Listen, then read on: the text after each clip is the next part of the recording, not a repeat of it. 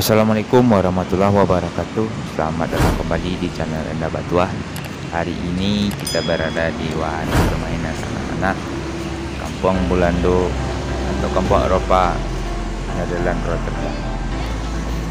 Di sini terdapat bermacam-macam wahana yang bisa kita gunakan atau yang bisa kita pakai, seperti kolam renang, seluncuran, kereta api, dan masih banyak lagi warna-warna yang lainnya. Untuk lokasi berada di Jalan Bukit Tinggi Payakumbuh, lebih tepatnya di Jorong Kotoi Lalang, Penegarian Lamba, Kecamatan Ampiangke, Kabupaten Agam. Ini merupakan tempat satu-satunya yang berada di Kecamatan Ampiangke yang mengambil tema ala-ala Eropa. Untuk biaya masuknya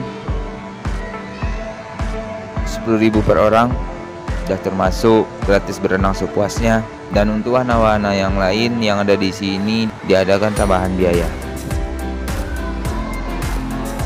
Dan di Kampung Bulando ini juga menyediakan paket camping bagi yang ingin camping di alam terbuka.